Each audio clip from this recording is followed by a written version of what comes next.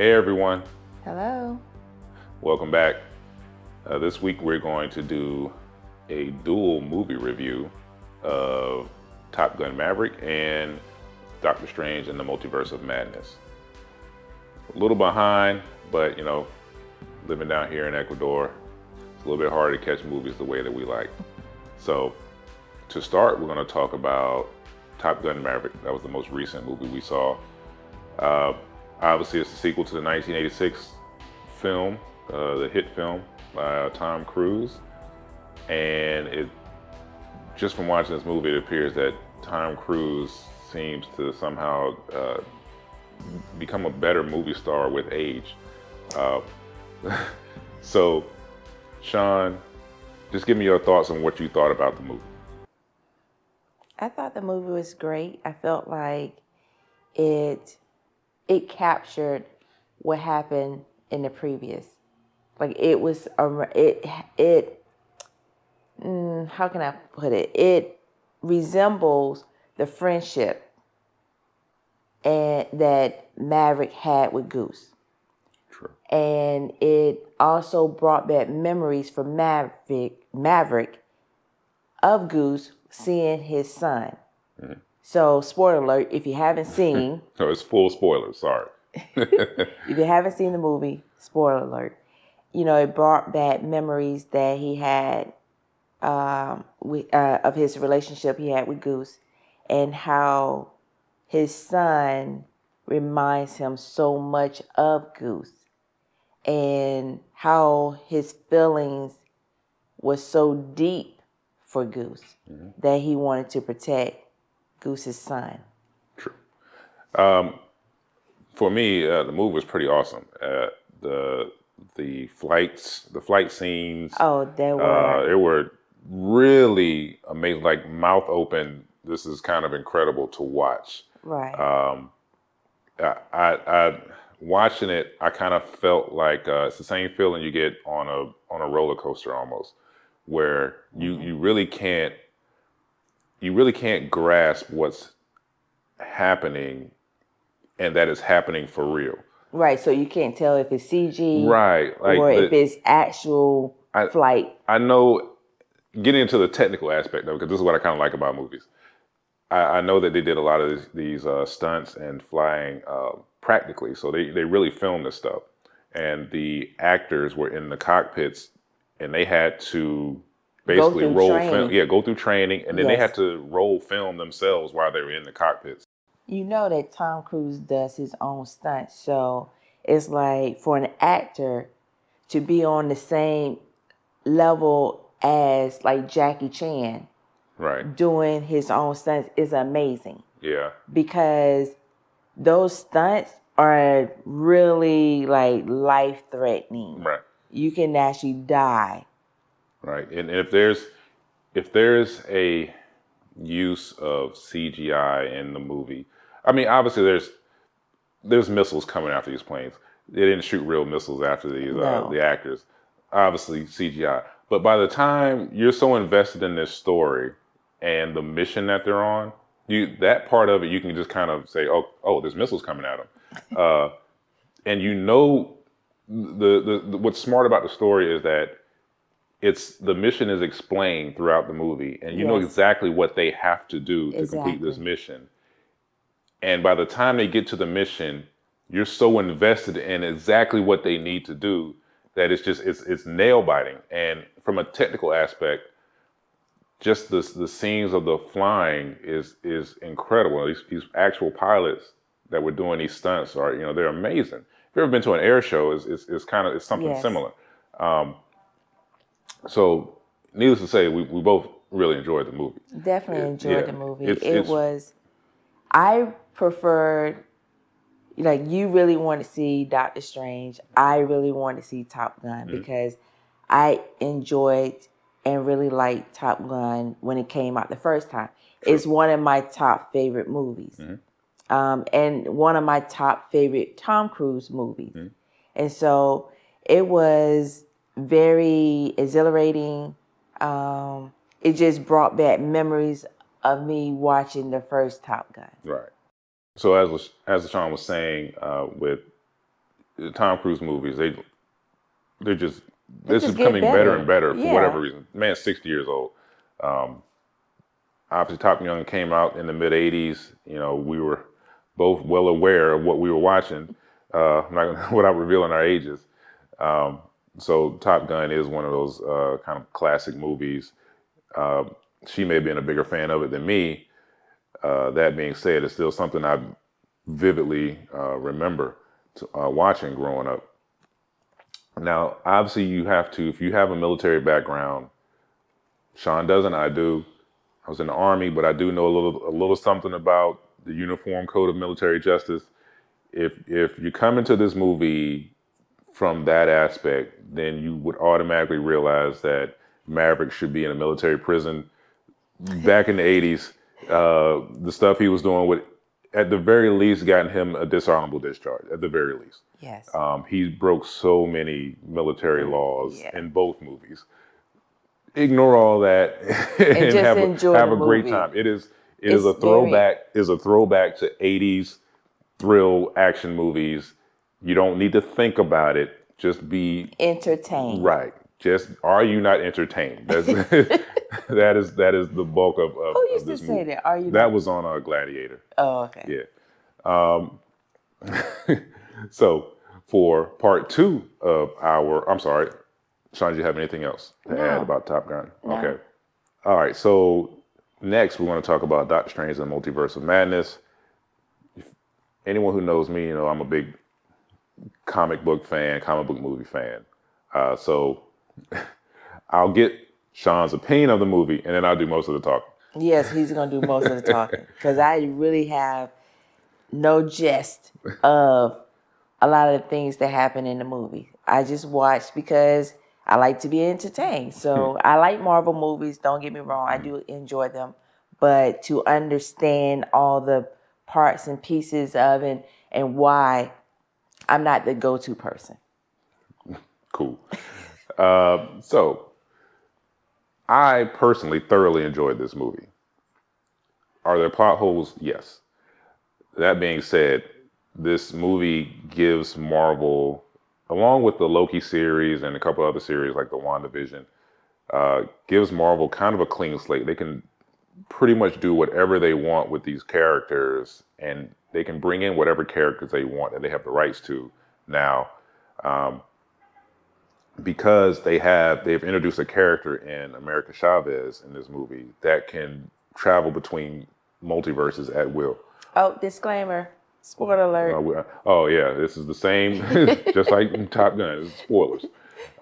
Another thing that they introduce in the film is that your dreams are you seeing yourself in other universes. So they basically just given themselves this huge ability to basically do whatever they want in the movie, in the within the multiverse and in the Marvel Cinematic Universe. So the movie starts out with an alternate version of Doctor Strange trying to help America Chavez get away from some interdimensional monster. He ends up dying. She gets teleported into our Doctor Strange's universe, Earth 616. There's some adventures that go on. You come to find out that Wanda is actually the one that's sending these creatures after America Chavez because she wants her power to be able to go to another universe where her sons are alive and she can live with them. Well, that's pretty much the gist of the movie. That's the gist of the story. You find that out pretty early on that Wanda is the bad guy in this movie. And Wanda is absolutely powerful. She has the Darkhold. She's studied it. She's super powerful.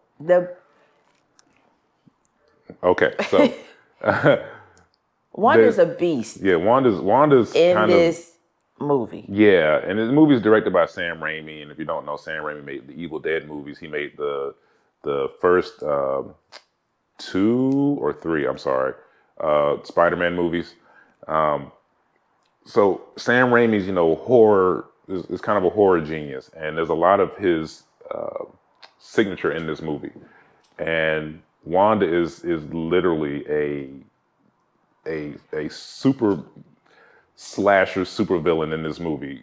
She's killing everybody. and she's kind of taking no prisoners. No, she has no regards for life or whoever. Basically, you can't stand in her way. Right. She's going to, and she's super powerful, as we were saying.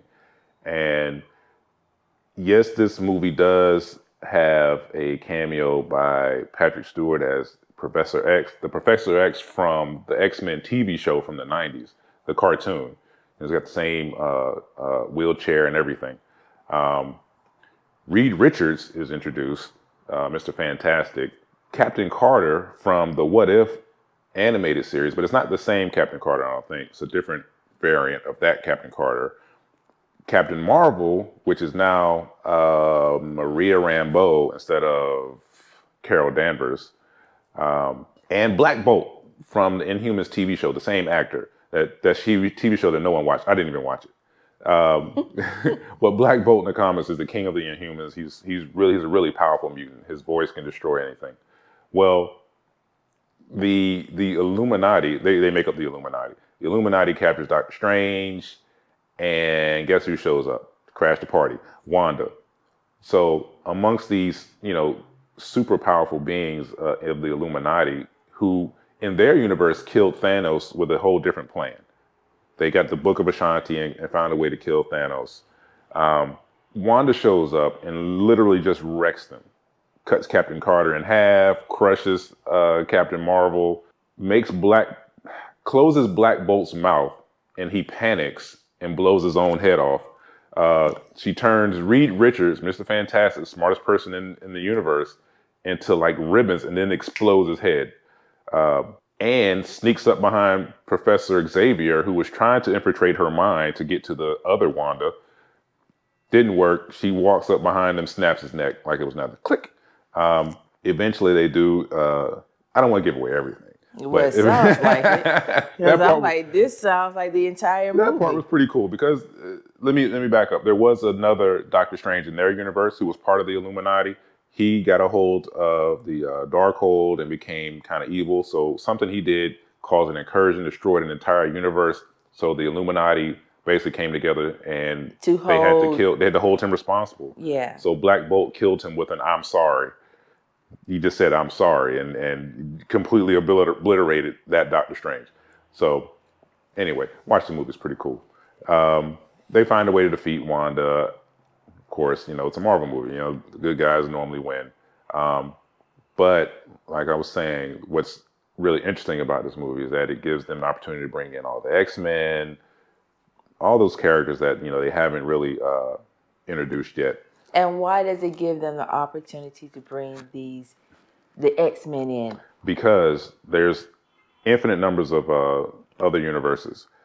So in those other universes, if there's Professor X, then there's definitely X-Men, or there's another universe there's mutants in the other universe. So it's just a way to introduce them. I don't know how they're going to combine those and bring them together, to be on Earth 616, or if we get introduced to a completely different universe. I don't know what Marvel's going to do, but they have the opportunity to do it, which is kind of cool. Because now, but they have rights to do that? Oh, yeah, they own... Because I know before you were saying they could not. Right. Disney owns Fox. Fox owned all the X-Men branching characters from X-Men. They own the mutant name and all that.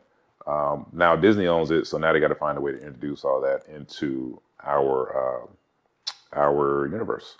So we'll see what comes of that. The next movie I think is Thor: Love and Thunder, and then I think Black Panther 2. Oh, Black Panther comes out? Yeah. I might be wrong on that order, but I know Thor is next.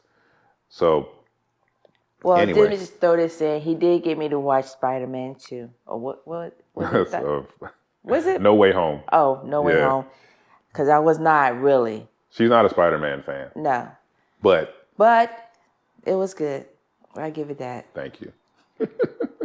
After seeing so many Spider-Man, it was just like, why waste my time? Spider-Man was good. I give it a 9 out of 10. That's our movie reviews for today. We also watched, if you're in the mood for a multiverse movie, And as good as Doctor Strange is, it's good to me for a different reason because it's a Marvel movie and it has characters I know and everything. But Everything Everywhere All at Once is a multiverse movie that's pretty awesome. Oh yeah, everything.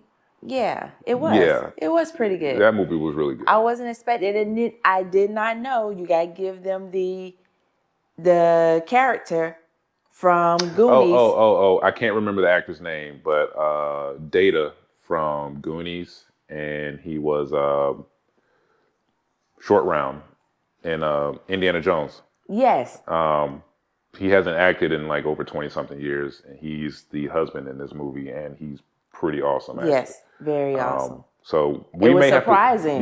We may have to come back and actually do a review of this movie. So we might need to watch it again because there's a lot of little Easter eggs and a lot of little things you got to watch. You can probably see that movie more than once to really catch it all. Yeah. So, but it was very good. Yeah. I was surprised. I didn't know exactly what to expect. Yeah. And I threw another one. He brought in Chip and Dale. Sorry, we're not doing a review. Rescue Rangers. I fell asleep. That movie was awesome, actually. That movie was kind of awesome. So I don't think we're gonna do a review of that movie. It was legitimately hilarious. So I'm gonna get her to watch it and stay awake. So anyway, we'll see. Anyway, guys, thanks for watching. Thank you. Have a good one. See you next time. Like and subscribe. Bye. Bye.